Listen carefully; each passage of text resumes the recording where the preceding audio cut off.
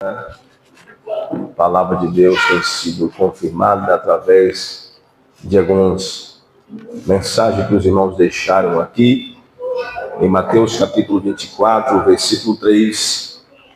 Quem achou, diga amém. Amém.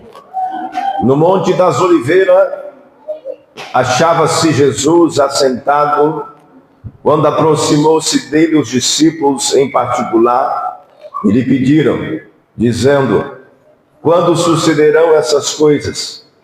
Que sinais haverá da tua vinda e da consumação do século? E ele respondeu: vede que ninguém vos engane, porque muitos virão em meu nome dizendo: eu sou Cristo, e enganarão a muitos. E certamente ouvirás falar de guerra, de rumores de guerra. Vede e não vos assusteis, porque assim é necessário acontecer. Mas ainda não é o fim, porquanto se levantará nação contra nação, reino contra reino, e haverá fome, terremotos em vários lugares. Porém, tudo isso é o princípio das dores. Então serás atribulado, os matarão, serão odiados em todas as nações por causa do meu nome. Nesse tempo muitos hão de escandalizar, traiçoarão uns aos outros, e levantarão muitos falsos profetas, enganarão a muitos. E por multiplicar a iniquidade, o amor de muitos se esfriará. E aquele, porém, que perseverar até o fim será salvo. E será pregado esse evangelho de todo o reino, por todo o mundo, em testemunha de todas as nações. Então virá o fim. Amém? Amém. Podeis sentar, meus amados irmãos. Glória a Deus. Nós observamos aqui a saudação que a pastora deu e também a saudação que a nossa irmã Dina também deu. Nós estamos faltando milésimos para o arrebatamento da igreja acontecer. Aqui Jesus nos deixou esta palavra e nos deixou um alerta que os sinais têm acontecido em vários campos da face da terra. As crises têm ocorrido em todos os lugares. E quando a crise chega, nós ficamos preocupados com a crise. Criança, senta. Nós ficamos preocupados com a crise.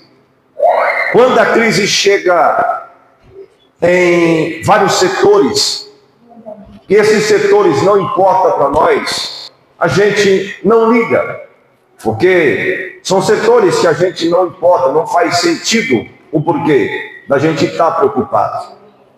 Mas, quando a gente vê rumores de guerra, as nações levantando contra a nação, isso acontece desde a criação do mundo. Guerras, rumores de guerra têm acontecido. Israel tem sofrido bombardeio, tem acontecido isso, sempre Israel sofreu bombardeio, sempre foi. Sempre aconteceu pestes, terremotos, maremotos, são coisas que sempre aconteceram, está na Bíblia Sagrada. Mas uma coisa que tem acontecido, uma crise muito grande, que atinge a igreja de Cristo. Quando acontece uma crise no nosso trabalho, o patrão fala assim: ó, se a coisa não melhorar, nós vamos ter que dispensar. E o que nós fizemos? Nós ficamos preocupados, porque há uma crise, nós podemos ser dispensados. Às vezes também pode acontecer uma crise no casamento, na família. Pode acontecer crises onde nós ficamos afetados. Mas uma das crises que tem acontecido, e eu tenho observado já faz algum tempo, é no meio evangélico, no meio cristão. Por quê? Porque eu nunca vi uma frieza tão grande invadindo as igrejas igual agora. Eu me batizei, eu aceitei Jesus em 97. Desci as águas em 98. E de lá eu venho servindo a Deus, errando, caindo, acertando, mas sempre na igreja, buscando a presença de Deus. E eu tenho observado que as igrejas em si estão ficando defasadas. Não é porque alguém saiu, foi para outra igreja, não. É porque as pessoas escolheram decidir não mais congregar, não mais buscar. Vamos esperar a criança aí ficar quietinho para a gente começar a pregação? Alguém pega ali, fazer um favor? Está sendo gravado aqui. Está no YouTube, irmãos. Segura um pouquinho. Faz ele ficar calminho.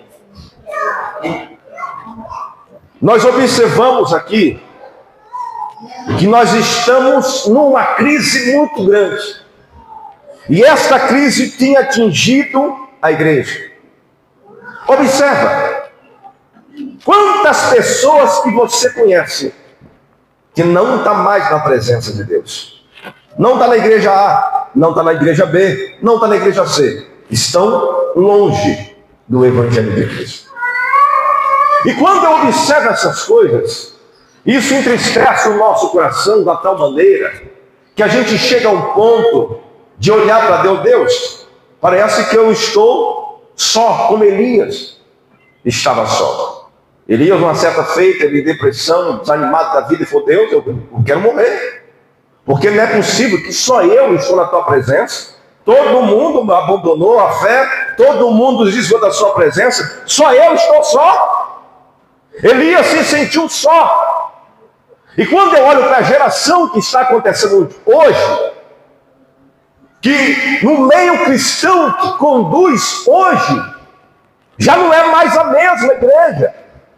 Eu vi Deus batizar com o Espírito Santo, eu vi as almas aceitar Jesus como Salvador, as vidas entregando, as pessoas entregando as suas vidas e mudando de vida completamente. Hoje tem várias igrejas para todos os lados, glória a Deus por isso, as portas estão abertas, mas tem muitas igrejas que só prega prosperidade. Isso é bom, glória a Deus, tem que prosperar mesmo. Mas as igrejas das portas abertas, elas não pregam mais contra o pecado. E quando se prega contra o pecado, como algumas igrejas pregam contra o pecado, a igreja esvazia. Uma coisa que eu tenho observado, as igrejas que pregam prosperidade, as igrejas que falam, meu querido, meu amado, meu lindo, está tudo abarrotada.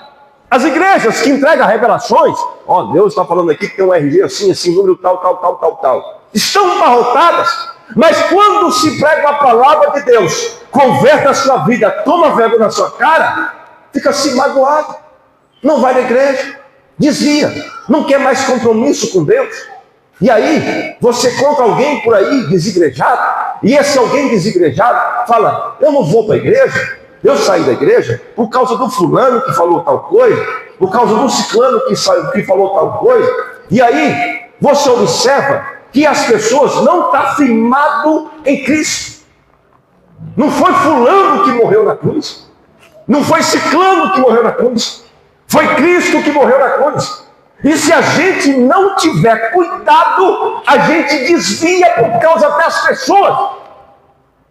A gente desvia por causa daquelas pessoas que poderia fazer a diferença e não faz. Que poderia colocar a mão no arado e não coloca. E nós ficamos preocupados. Por quê? Porque tem hora que a gente fala: meu Deus, parece que eu estou só, lutando, remando sozinho e não tem ninguém. E se a gente não observar essas coisas, até a gente que está pregando no altar, pastoreando, a gente quer parar. A gente quer desistir. Se a gente não observar, a gente não olhar para Cristo e não focar, até quem pastoreia desvia. Por quê? Decepção, ingratidão. Não tem ninguém para pegar no teu braço e dizer: vamos junto? Vamos ganhar alma? Vamos trabalhar? Vamos fazer a diferença? Vamos fazer isso, vamos fazer aquilo? Se a gente não tiver cuidado, nós morremos espiritualmente. Até quem prega, até quem canta, até quem é missionário, diácono, evangelista, por aí vai. Por quê? A frieza tomou conta das igrejas em si. Um pastor conhecido meu, já há algum tempo, ele fechou a igreja. Camarada que levou pregadores famosos, fechou. Ele falou, pastor, eu não aguento mais. Ele comentou comigo, não foi a perseguição que fez eu parar, não foi a calúnia que fez eu desistir. Eu falei, o que foi, Deus? As pessoas já não amam mais a obra. Eu falei, eu sei. As pessoas, elas não dizimam mais. Elas não ofertam mais. Elas não contribuem. Foi por isso que eu fechei a igreja. Ele disse, não tem como eu manter a igreja sozinho. E eu conversando com outro pastor, a situação dele é a mesma. As igrejas que são próprias, elas prosseguem. Mas as igrejas que têm aluguel com quanto para pagar, elas fecham. Mas por que isso, pastor? Porque nós aprendemos a amar mais o dinheiro do que a obra. Corremos atrás, 12 horas, 13 horas, 14 horas de trabalho. E a gente não consegue, porque quando você toca no bolso, fica de cara feia. Eu me lembro que antigamente, e quando se falava em obra de Deus, como a pastora disse, quando se falava em reunião para lutar em prol da obra de Deus, irmão, todo mundo queria fazer a obra. Uma das crises que chegou na igreja foi a frieza espiritual. A Bíblia diz, devido ao aumentar do pecado, o amor de muitos se esfriará. Em Mateus capítulo 24 relata isso. Devido ao aumentar o pecado, o amor de muitos se esfriou. De uma tal maneira que se vir para a igreja é um fardo. É um peso. Até para a gente que é pastor, porque você olha para cada um, estou fraco. Hoje está bem, mas no outro dia está fraco. Eu não entendo isso. Estou fraco, amanhã eu estou fraco. Não, eu estou desanimado. Vem para a igreja, recebeu o renovo, Deus renovou a fé. No outro dia, estou desanimado. Aí fala, meu Deus. Outro dia eu comentando com a pastora, falei, será que o problema é nós?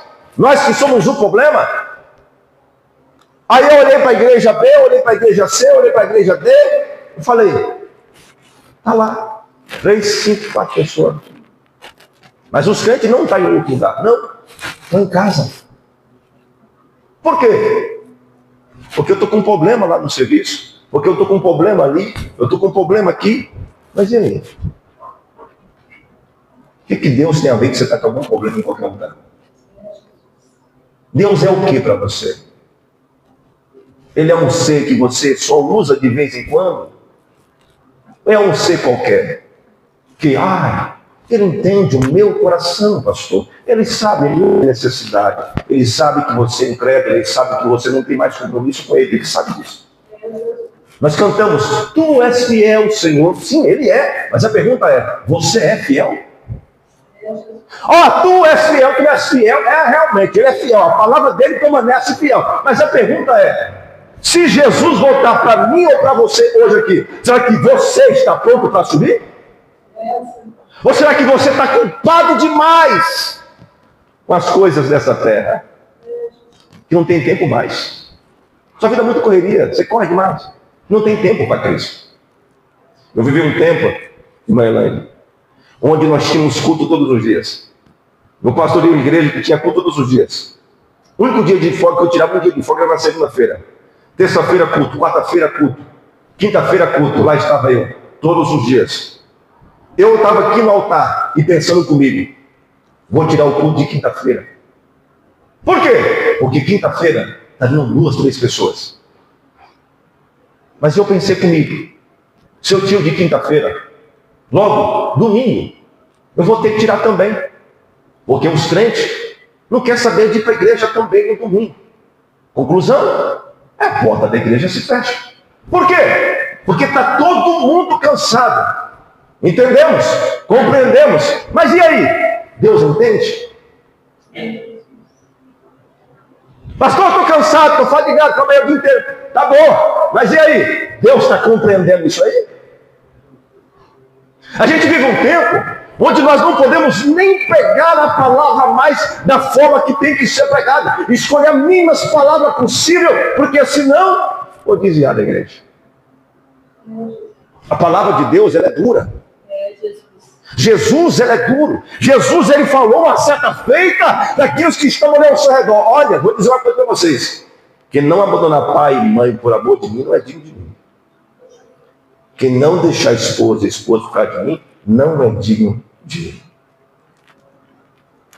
A Bíblia diz, qual é o primeiro mandamento? Amai o Senhor sobre todas as coisas. Esse é o primeiro, depois, isso mesmo. Amai o Senhor. Só que o que nós temos feito? Nós cristãos. Último plano. Deus. Primeiro eu. O Senhor sabe, né? O Senhor compreende o meu coração. O Senhor sabe. É meu coração. A Bíblia diz que o coração é enganoso. Às vezes o seu coração quer uma coisa, mas Deus quer outra. Às vezes o seu coração quer fazer tal coisa, mas Deus está dizendo para você assim, ó, você precisa ser obediente. Sabe o que o meu coração fala? Meu coração diz, fecha a igreja, segue a sua vida, vive. Meu coração fala isso. Por quê? Porque eu cheguei no limite, eu falei, pastora, eu não aguento mais. Eu falei para ela, eu estou cansado de ir para a igreja, cansado de ir na igreja. E chega o dia de pagar o aluguel, eu perco a minha paz. Porque antigamente as pessoas dizimavam, ofertavam. Hoje eu fico numa aflição muito grande. Eu falei para ela. Eu falei, eu não sei se não vai ter dinheiro para pagar o mês que vem, o aluguel vai aumentar. Eu não sei se nós vamos conseguir. Não sei. Porque eu falei para ela, eu tenho tirado do meu bolso, eu estou ficando numa dívida de cartão de crédito violenta. Porque eu passo, mas aí tem um juro em cima do juro, é outro, um juro em cima de juro. Por quê? Porque a maioria dos senhores não dizima, não oferta, não contribui. Por quê? Porque a maioria dos senhores decidiu que o seu dinheiro é maior do que a obra. Então, não tem como você ajudar. Não tem como. Você só vai fazer alguma coisa se você amar. Se você não ama, você não vai fazer. Então, por isso que você não consegue. Não é porque que você é ruim, é porque o seu amor não está na obra, não está nas coisas de Deus. Eu falei com Deus hoje, falei, Deus, eu estava dirigindo, falei, Deus.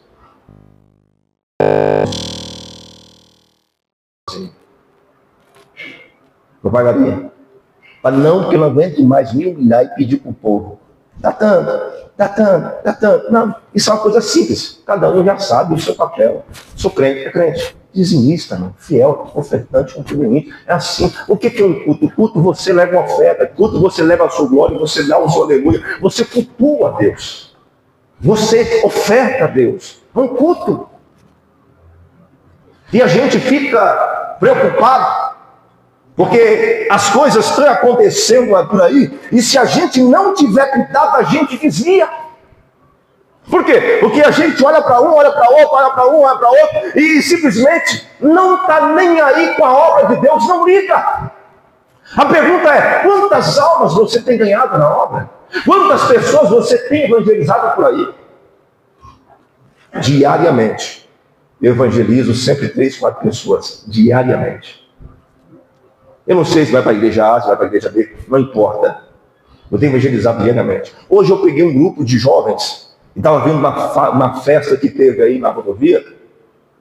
Todo mundo alegre e feliz da vida. Eu falei, vai ter um folheto. Agora você vai para a igreja pedir perdão a Deus, vai se humilhar diante de Deus. Quando pegou o folheto, quando eles desciam, eu vi que o folheto estava no chão. Eu falei, pensei comigo, a oportunidade chega. A gente rejeita se quiser. Deus coloca a oportunidade na sua vida. Você faz se você quiser, você não é obrigado. É por isso que as igrejas estão muito frias hoje em dia. Antigamente tinha o quê? Antigamente tinha batismo com o Espírito Santo, porque as pessoas almejavam pelas coisas de Deus, irmão.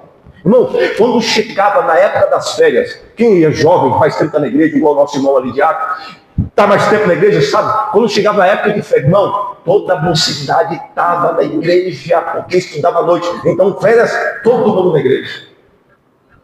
Irmão, eu vivi um tempo, eu não sou saudosista, mas eu estou comentando com vocês para vocês entenderem. Eu vivi um tempo que eu não queria estudar porque eu queria estar na igreja. Eu não queria ir para a escola porque eu queria estar na igreja, porque tinha fui na igreja todos os dias. Eu queria estar participando, eu queria ser obreiro, eu queria ser pregador. Eu via todo mundo pregar, um dia eu vou ser um pregador. Se arrependimento batasse, estaria morto. Porque meu sonho era ser polícia. E eu não estudei polícia. E hoje você prega, você anuncia o evangelho.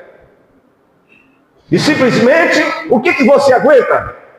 Calúnia. Defamação. A defamação não fez as igrejas pararem. As calúnias não fez os pastores pararem. Mas sabe o que fez os pastores pararem? Falta de dinheiro na igreja. Sem isso, não paga as contas da igreja. Sabe por que a igreja vai fechar? Porque sem isso aqui não existe, não tem. Eu sinto muito a dizer, sem isso aqui, não tem igreja. Na sua casa, sem aluguel, você tem casa? Sem um mantimento lá, você tem comida? E por que que na igreja, onde você recebe as bênçãos, Deus fala com você, você fecha assim para Deus? A mão é fechada, não consegue. Por que que você faz isso? Você decidiu que o seu grande amor é mamon? Eu conversando com as pessoas a respeito da obra de Deus, eu vejo um quanto alguns homens de Deus têm sofrido na obra de Deus. Eu conversei com um pastor, ele falou para mim assim, pastor, eu nunca mais na minha vida eu quero pastorear a igreja. Eu nunca mais. Eu falei, varão, você amava tanto a Deus. Pois é. Eu não quero mais isso. Ele falou para mim assim, a ingratidão é muito grande. Ele dizia, eu não suporto mais. Sabe o que aconteceu com ele? Desviou. Está desviado. E hoje ele critica a igreja. E tanto sofrimento que ele passou. Porque, irmãos, vou dizer uma coisa para vocês. Uma coisa, você é membro. Você é membro, você tem que vai embora, acabou tudo, vai embora. Nos bastidores, quem fica? Nos bastidores, que é aquele que ajuda, aquele que coloca a mão no arado, quem é que fica? Aquele que vai lá e ajuda na obra de Deus, quem é que fica? Aquele que pega na mão de Arão, aquele que pega na mão de Moisés, quem é que fica? Moisés, quando estava cansado demais, enquanto a mão estava levantada, o povo estava guerreando e vencendo a guerra. Moisés estava cansado, com a sua mão não conseguia levantar a mão. Ele pediu a ajuda de Caleb, ele pediu a ajuda de Josué, e eles ajudaram Moisés a vencer aquela guerra, aquela peleja. A minha mão está cansada. A mão da pastora está cansada. Você vai ajudar ou você vai deixar o barco afundar? Você vai estender as mãos para a obra de Deus continuar ou simplesmente você vai se negligenciar e dizer, eu pulo para outra. Tem uma ali perto da minha casa, tem outra ali, eu pulo para outra. Mas a avareza vai continuar? A pergunta é, cadê o amor da igreja? A crise chegou em vários lugares por aí. E a crise chegou em várias igrejas, em várias. Eu converso com alguns pastores, eles sempre questionam a mesma coisa. Tem uns pastores que ajudam a obra missionária, que manda dinheiro para ajudar o missionário que está no campo. Irmão, você sabe o que é ser um missionário que está no campo? Você sabe o que é ser um missionário que você está no campo, você está aqui, certo? Aí de repente, suponhamos que eu chamo aqui o Moluga, suponhamos que eu chamo aqui o diácono, eu chamo aqui o outro diácono, fala assim, ó, Vocês vão ser enviados lá para, vamos pegar aqui, Rio Preto. E detalhe, a igreja mantém vocês lá. Aí chega num dia, eu tenho que manter um missionário lá. Aí não tem dinheiro no caixa da igreja. Aí o coitado tem filho para cuidar, leite para comprar. E aí os irmãos não contribuem. E aí chega o dia de comer e o missionário não tem o que comer, não tem o que vestir. Mas nós pregamos e falamos, olha, Jesus é o dono do ouro e da prata. Mas Jesus nos deu condições suficientes de nós ofertar e dizimar na obra de Deus. Eu estava falando com Deus em oração, eu falei, Deus, não foi calúnia que está fazendo eu parar. Porque isso aí, calúnia é fichinha. Não é as palavras que eu ouço do meu nome por aí que tem feito ou tentado existir. Não é. Mas é o que eu cansei.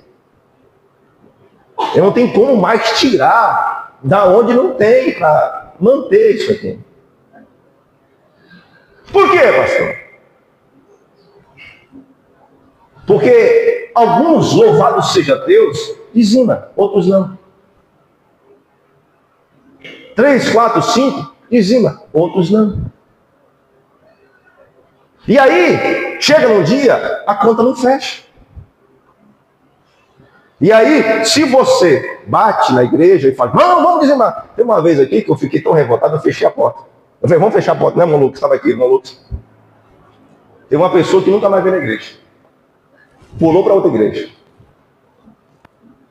Pulou para outra. Mas foi um teste, você lembra disso? Vamos fazer um teste. Pulou, vou para outra igreja. Vou para outra. Acha? Loucura! Loucura, loucura. Não, esse pastor é endemoniado. Mas a gente tem dinheiro para passear, irmã. Mas a gente não tem dinheiro para contribuir. A gente pode curtir, sair para todo lado.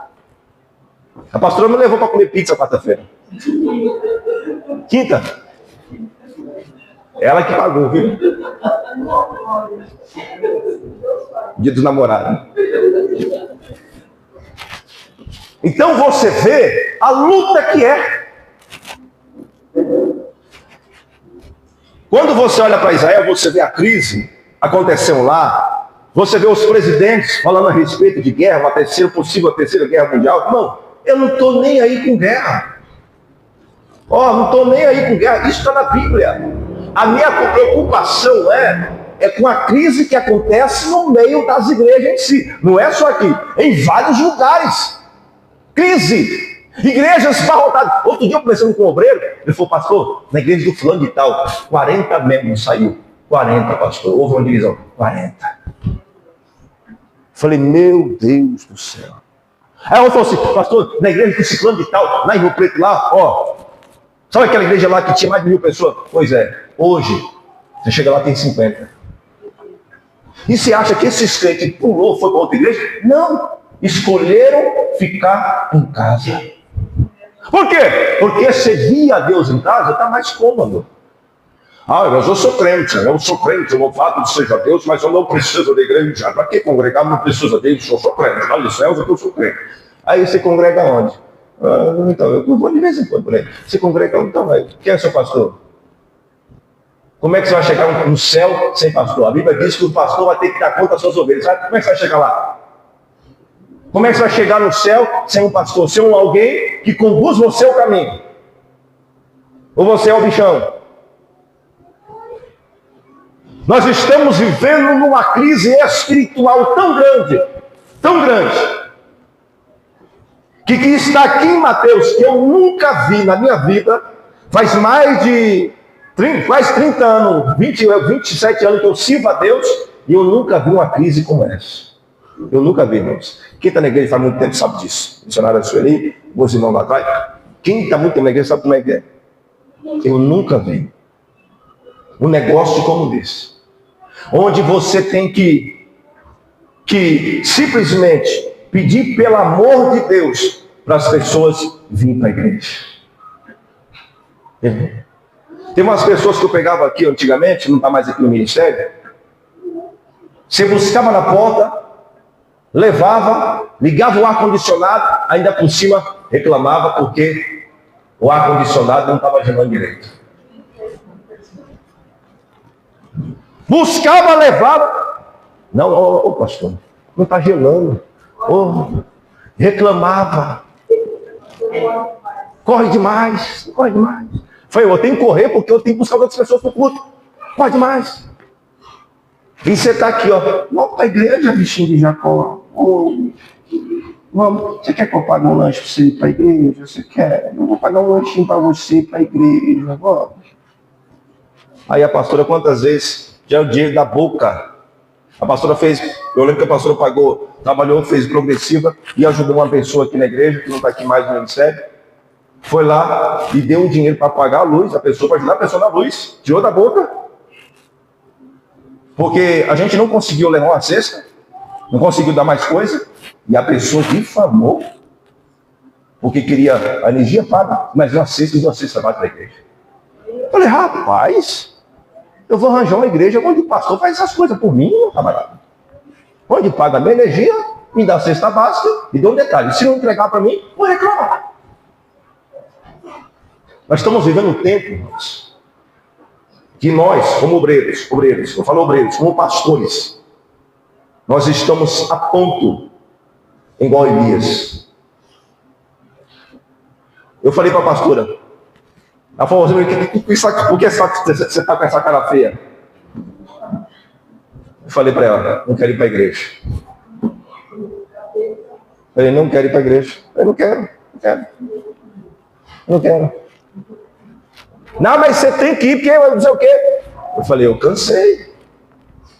Eu não aguento mais os crentes pedir, pelo amor de Deus, para os crentes se afirmar. Eu não aguento mais falar a respeito de dízimo, os crentes ficam com raiva de mim, mas me chamam de ladrão pelas costas. Eu não aguento mais ser caluniado. Falei para ela, assim, só cansei, simples assim. Como todo mundo, como vocês cansam. Antigamente, os crentes pediam oração pelo pastor. Hoje, então, está mudando. Agora, o pastor pede oração para vocês. Vocês têm que orar para o pastor de vocês. Mudou. É vocês que têm que orar por mim. Pela pastora. Por quê? Ovelha gera ovelha. E se a igreja está vazia, alguém fala, Deus não é com eles. Olha lá, você viu? Está vazia. Não tem ninguém. Se Deus tivesse, estava lotada. Mas Deus não está. Então, Deus não está com eles. Alguma coisa errada tem. Porque está vazia a igreja. Mas a pergunta é, quantas almas você ganhou para Jesus, bendito? Quantas pessoas você trouxe para a igreja? Quantas pessoas você evangelizou? Quem você trouxe? Quem você ganhou? Aonde? Qual é a parte que você está fazendo? Qual é o papel que você está fazendo no reino? Qual é o teu papel? Só cultuar e ir embora? Ou dobrar o seu joelho e falar, Deus, visita a minha igreja, visita o meu pastor, visita a minha pastora. Deus, cobre com teu sangue, dá força, dê ânimo para eles continuar. Senhor, me ajuda a ser crente fiel, ter compromisso com o Senhor, ajudar meu pastor na sua obra. Você tem feito isso? Já vou passar para a Santa Ceia. Eu estou falando para vocês aqui algo que está acontecendo não só aqui, mas em muitas igrejas. Muitas igrejas. Se um dia da manhã você sair daqui, em qualquer lugar que você for, pegue na mão do seu pastor e ajuda ele a lutar em prol da obra. Uma vez o meu pastor ia fechar a igreja. Ele falou assim, presbítero Fagner, eu vou fechar a igreja. E eu comecei a chorar, falei, não faz isso não, pastor. Não fecha não, não faz isso não. Ele falou assim, é muita perseguição, muita calúnia demais com o meu nome. Ele dizia, eu segurei o paletó dele assim, eu segurei isso. Faz isso não, pastor. Eu comecei a chorar, não faz isso, não fecha não. Não fecha. Mesmo assim, ele temou e fechou. Não era por causa de recursos financeiros que a igreja tinha, mas era por causa de calúnia. No nosso caso, não é por causa de calúnia e difamação, porque meu nome já é sujo pela Galileia, pela redondeza, pela Judéia e tudo mais. É sujo. Não é isso que me para, mas o que vai parar, que vai fazer isso aqui fechar, é falta de dízimo e de oferta. Igreja que não dizima, igreja fecha. Igreja que não contribui, não tem igreja que fica aberta. A não ser igrejas próprias. É diferente. Igual a igreja que eu conheço, tem 5 pessoas. Tem 2 que é dizimista. Está aberto. Por quê? Porque é própria. Aqui, nós pagamos aluguel e o aluguel está subindo no mês que vem. A pergunta é, você quer ver esta obra aqui aberta ou fechada? Se você quer ver ela aberta, você vai dizimar, fazer o seu papel de cristão. Se você quer ver ela fechada, é só fazer de conta que está tudo certo, que não entrou aqui, saiu aqui, tudo normal, fechou aqui, pula para outra ali, fechou, pula para outra e chega a vida. Mas eu, como cristão, eu tenho a responsabilidade, eu faço a minha parte, o meu papel de ser fiel dizimista, contribuinte na obra de Deus. Esse é o meu papel de cristão, de servo de Deus. Amém? Guarde essa palavra. Não deixe a crise. Se a crise entrou na sua casa, vamos orar. Deus vai dar vitória. A crise está entrando na igreja. É nós, todos, que decidimos se a crise vai permanecer ou se ela vai continuar. Amém? Nós vamos entrar para o ato da Santa Ceia.